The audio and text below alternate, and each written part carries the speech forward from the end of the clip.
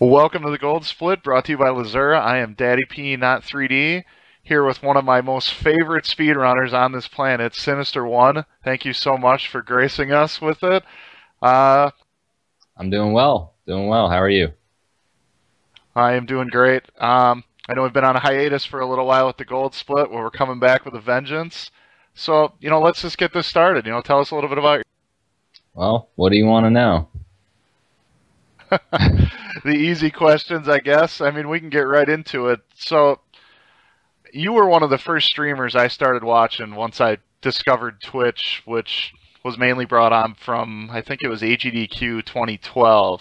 Okay. So, Yeah. my main question I always have for everybody is, how did you get started with speedrunning and all that? Well, I actually got started with speedrunning before Twitch existed, before there was streaming back in 2009. A friend of mine showed me a video that was a Super Mario Brothers 1 speedrun in 5 minutes. I'm not sure whether it was the tool-assisted speedrun or if it was Andrew G's speedrun, but either way, I was very impressed. And I kind of thought, wow, that looks cool. I wonder if there's more videos like that. And I eventually stumbled onto SDA and started watching speedruns on SDA. And then I noticed there were a couple games missing that I really liked, Double Dragon 2 and Mike Tyson's Punch-Out. So that's kind of why I got started. I was like, well, somebody's got to do these runs. So It's interesting that you say it like that, because I kind of remember when I started, oh my gosh, I want to have a world record. And I thought of all the games that I was good at, and they were already all on SDA with runs that I could not even believe existed. So you're very, very talented in the speedrun world. Most people, other than a few, you really only have one or two main games. You seem to be able to run, I've seen you run probably a dozen games on your stream with very successful runs with that. World records in multiple games at numerous times. Mm-hmm. Did you just kind of find your niche early with what kind of games you were just good? Well, yeah, I think, to be specific, it's short games. I generally play Nintendo games, and they happen to be somewhere in the, 10 to 20 minute range. So it's not too hard to be good at games that are short. You can practice them quickly, you can learn them quickly, and hopefully get a good enough time. So I kind of stuck with that. I mean, I branched out and done a few Super Nintendo games, but I usually try to stick to the quick stuff. So I was trying to figure this out from your page right now. What do you have world records right now? I do. I have. I still have Double Dragon 2: The Revenge. I have both 1-player and 2-player records in that game. The 2-player is a run I did with my friend Jay Prophet 22.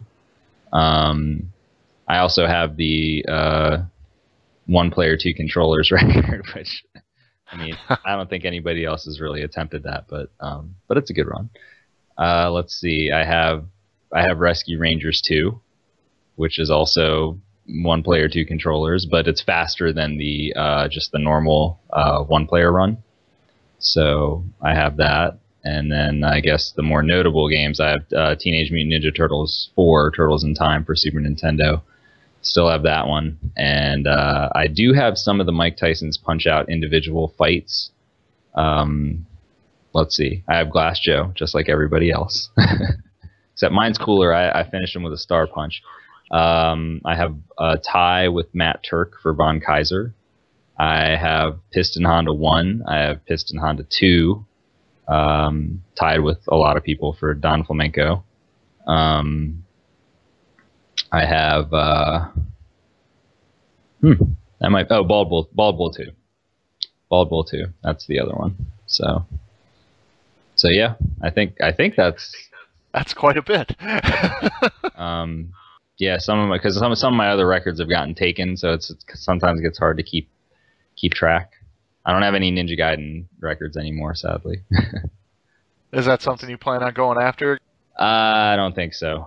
The bar has been set pretty high for that game, so probably not. I do want to get Mike Tyson's Punch-Out, the single segment. I do want to get that one back. That one's kind of important to me. So I've been watching you lately. You're extremely close. I've seen a lot of runs get to Tyson at least, and it's just it's intense. I mean, it's fun to watch. It's tough. It's tough. I'll get it. I'm very confident that I'll be able to finish a run at some point. It's just a matter of putting in attempts, and one day it'll happen. So right. So putting the beginning learnings of a game aside, of all the games that you run, a lot of the games are technical. You know, a lot of frame perfect type stuff, especially Mike Tyson's Punch Out. Which one of those were the most difficult to get to the top tier that you're at? Wow, that's a good question. Most difficult to get to the top tier. I'd say, well, at the time, I'm not in the top tier anymore, but I was at one point in Ninja Gaiden 2. That game was very difficult to learn. I almost wanted to quit that game. It's tough. There's not really a whole lot of luck in that game, so it all just comes down to execution, but the execution is very difficult. So it can be kind of frustrating because you have no one to blame but yourself. You know, you can't be like, oh, I got unlucky. It's just like, nope, I messed up again. I messed up again. So it's a really humbling game, that one. So at the time that I raced Duckfist at AGDQ 2013, I want to say, only 3 people had sub 11 at that time. It was Duckfist, myself, and Hoda Ruby, legendary speedrunner. So yeah, at the time I was at a pretty high level. Now we've all been crushed in that game by several people, but yeah. So as it normally happens. I mean, that's usually I've seen that in a lot of games. Yep.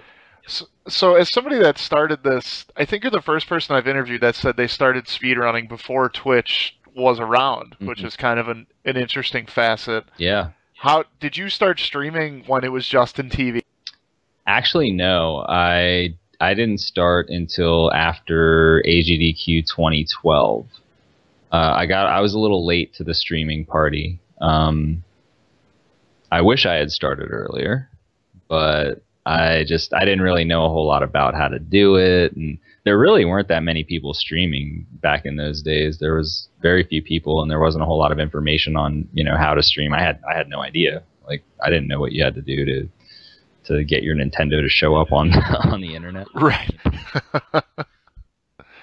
So I'm trying to remember what size your channel was when I started watching you, but obviously if we fast forward to now, you know, a lot of growth. I think that just the speedrunning community itself has blown up bigger than I think any of us really expected it to. Absolutely. Was your growth part of that, or do you know, how do you feel? I would say that my growth was mainly due to marathons. It's pretty hard to grow your channel just playing and not, you know, getting a lot of exposure. So being able to play in a marathon, get your name out there, and, you know, people see who you are, and maybe you get a good run, that'll grow your channel. I did also get help from other members of the community. I remember when I first started streaming, because some of the more popular streamers knew who I was, and I guess, you know, they respected me, they would raid me a lot. So that helped quite a bit, especially a guy named Funk Doc, who unfortunately he doesn't speedrun any longer, but at the time he was one of the most popular streamers back when I started. So I can remember his AGDQ where he just ran like 4 different Castlevanias, and I was actually kind of wondering that now that I've heard that officially that he doesn't speedrun anymore. I know I haven't seen him in a very long time.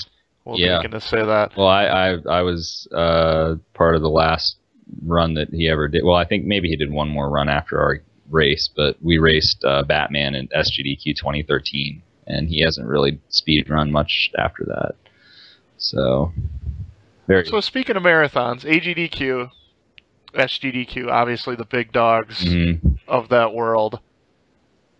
Can you believe how big those have gotten? I mean, there's people that don't even know about video games that you mentioned that, oh yeah, that's that Prevent Cancer thing. They raised millions of dollars. I mean, everybody knows what this is. Right. I think it's incredible. Yeah, it's astonishing. I mean, when we first did Classic Games Done Quick back in 2010, nobody expected it to be anywhere near what it is now. I mean, we were we were pretty amazed to raise $12,000 at the very first marathon. Everybody was like, "Wow, this is the best thing ever!" And now it's like we might get a $12,000 donation at an AGDQ, which it's crazy to think about. But yeah, the growth has been spectacular, and I think it is finally starting to slow down just a bit.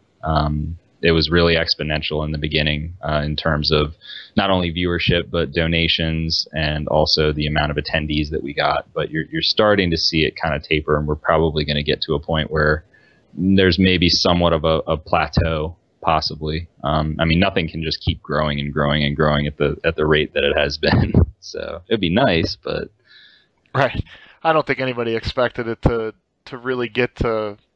I think it was it 2013 SGDQ. I think got to, was it 2.5 million, something like that. I mean, I think that was the big one. I can't remember. Oh, you mean for total? For donation total, yeah. For like the actual total, or the total across all marathons?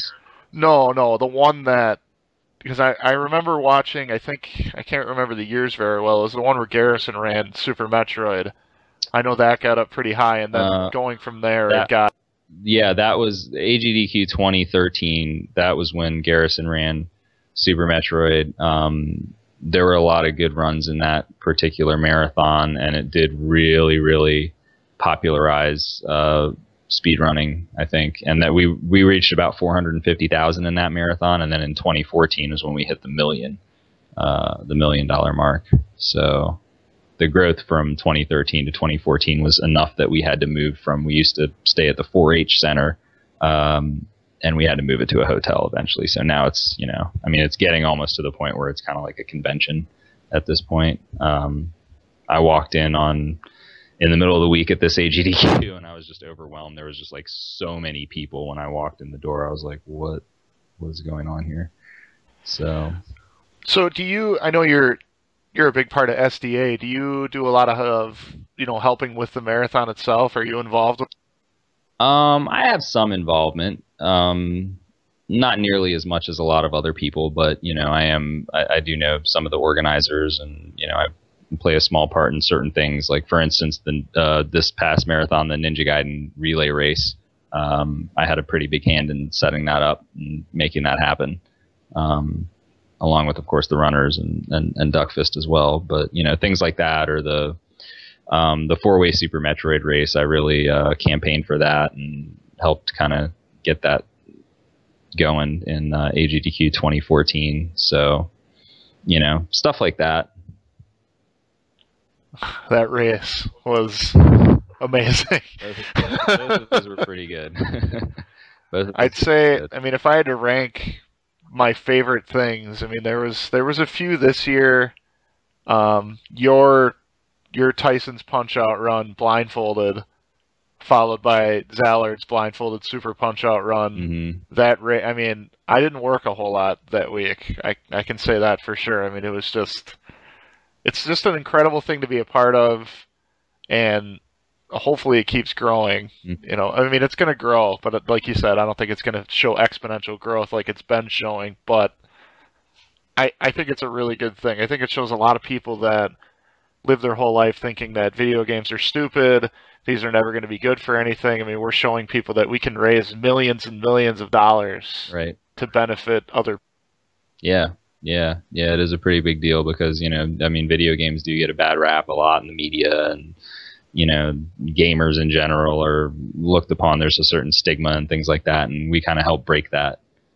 So I think that is an important role that we play in the video game community in general. So glad to be a part of that. And we thank you for that. So what does the future hold for Sinisterwon? Well, the future is bright. I like I said, I definitely want to get back to the Mike Tyson's Punch-Out, and I want to get the run in that game once and for all. When it first started out, it was kind of just finishing a run because it's so hard to beat Mike Tyson in round one, even for the highest level players in that game. That was like the original goal, was just to kind of like actually complete a run where you beat Tyson at the end. But now it's gotten to the point where it's like you have to have a really good fight against Mike Tyson, which requires a lot of luck and a lot of frame perfect inputs. So probably going to do that, and then I'd like to I got inspired by seeing one of the Japanese players that came to the event this year, Ohone. He's a Japanese runner that did Ninja Gaiden 1, and he did a few other games as well. And watching him play Ninja Gaiden 1, it really just kind of sparked my interest for the game again and made me want to play. And I'm actually going to go back to that game, and I want to improve it. I don't think I'm going to go for the record, but I'd like to improve enough to the point that if there happened to be need for someone to race Ninja Gaiden at a marathon, then possibly I could be that person, along with some other folks that are quite good at the game. So yeah, I'd kind of like to do that. That's my short-term plan for right now, just to kind of get those two. Well, I think your viewers will be happy with those short-term plans for sure. I know that's probably their two favorite runs to watch. Well, Turtles in Time is definitely up there. Yeah, I'd have to say that. Can't forget Batman, which I also want to get back into Batman because some of the I haven't seen a Batman run in a long time. Well, some of the Swedish players have been talking about doing a 4-way Batman race at the next AGDQ. There's some very good Swedish runners, 3 of them in fact, so I could make 4 if I were to get back on top of my game. So that could be another one, maybe. We'll see. Well, I think that's really all I had to ask you. Let everybody know where to find you. Everybody should be following this guy if you really want to see some world-class speedrunning of not only games that you grew up with. Well, they're all really games you grew up with, but just a lot of them. It's impressive that one person is able to run that many games at that high. Thank you. Yeah, you can find me on Twitch TV /Sinisterwon, spelled WON. Unfortunately, Sinister1 with the number 1 is always taken everywhere I go, so I had to get a little tricky with the spelling there. So Sinister1, you can follow me there, and I will be speedrunning classic games. Gotcha. Anybody you want to shout out to before we? Oh man, I could shout out a lot of people right now. I'm gonna shout out my man Cop Power. He is grinding the Super Metroid any % category, and he's been getting some pretty good runs. Hopefully he's going to get the record with the new route that was discovered and pioneered by Behemoth and a few other people. So good luck to Cop Power, and shout outs to him for staying on that grind and having the determination and the will to continue on such a difficult game and such a difficult category and all those luck factors. Fantoon. Oh, terrible. So, Cop Power is actually someone I've been trying to get to do an interview with me for about 6 weeks now. And he keeps saying, yeah, we'll do it. And then I just never hear from him again. I know he's busy, and I can appreciate that. I run Super Metroid myself, obviously, so I know how grindy that game is. Speaking of Super Metroid, I think you need to do a little bit of Super Metroid here in the future. Yeah, I'd like to. That Super Metroid's actually my favorite game of all time. So shout outs to the whole Super Metroid community. But it does take a very serious time commitment if you want to play at a high level in that game, and that's something that you could spend 6 months just playing Super Metroid only, and you still might not reach a top level. So it's a pretty big investment. And also I've noticed a trend that, a lot of the top level Super Metroid runners, they begin to dislike the game. And I don't ever want to get to that point where I dislike Super Metroid. I can't imagine life without Super Metroid. That can't be a good life. I completely agree with that. There's been multiple runners, and we'll say the mid 40s that some really don't even speedrun at all anymore, probably because of Super Metroid. I think there's a happy.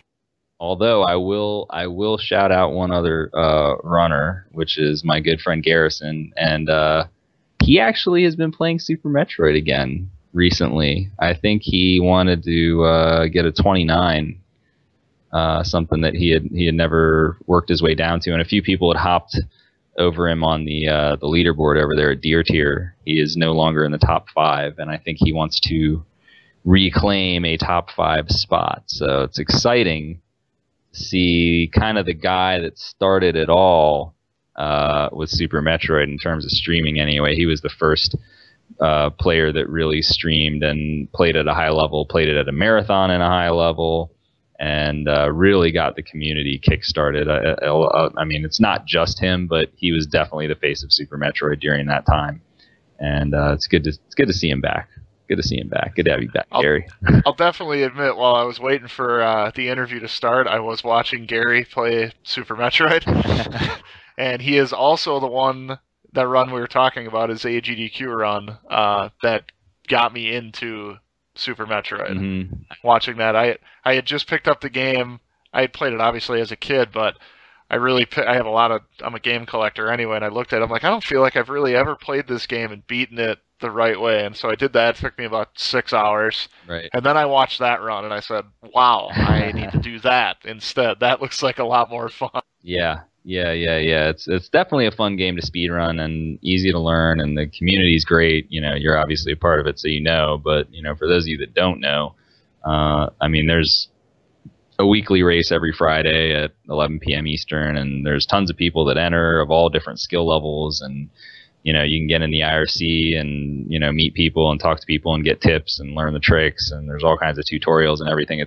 It's one of the best games to pick up just for that reason, that you know, you'll never really be alone. You'll always have people helping you out, rooting you on, and excited when you actually improve. So, you know, even when you're not good, like I remember playing Super Metroid and being terrible at it, and still, like, you know, Zost and Garrison and Cop Power and all the best players would just come in my stream and just watch me, you know, just because I was playing Super Metroid. So it's pretty cool. It is an interesting game with that. I mean, I speedrun a few other games, but I haven't really found a game that is so, you feel such a sense of accomplishment at every level. Mm-hmm. I mean, you finish the game and, you know, most people's first run is an hour 10, hour 15, hour 20. Yeah. You know, once they learn some basic strats. Then once you get sub-hour, I mean, you feel like you're king of the world. Oh, yeah. And then all of a sudden it starts going down from there, and, you know. Yep. And we're both in that same kind of road. I think you have a 52-30, I think, something like that. I think I have a 53, if I'm not mistaken. It's been a long time. I didn't run the game for very long, but I wish I had pushed it just a little bit further. I eventually want to get sub 50 one day. That's exactly what my goal is. I keep telling myself I won't want to play anymore after I get sub 50. I'm not sure if I believe that at this point, now that I'm getting actually nearly to it, but. Well, I think that's about that. Thanks for the interview. I really appreciate it. Like I said, I'm honored that you would take some time out of your day to speak with us here at LZH. And I think that's about it. Any other things to say before? Yeah, I want to say, you know, thanks for having me on. I appreciate it. I, you know, love doing stuff like this. Anything that's part of the community and spreads the word about speedrunning, and you know, just helps people. You know, see a different side of it or get somebody else's viewpoint on it, I think is really cool. So I'm glad that, you know, you do a show like this, and I'm glad I was able to be a part of it. So thanks. No problem at all. Only thing we ask is you let me put the link in your stream a few times here and there, see if we get some hype going on that. Not a problem. Awesome. Well, guys, I think that's about it. Like I said, this is the Gold Split brought to you by Lzuruha, Daddy Peanut 3D, known as Peanut. Thanks everybody for watching. Hit that like button, subscribe button, leave some comments. Go check out Sinister's stream, twitch.tv/Sinisterwon, WON, and we will see you later, buddy.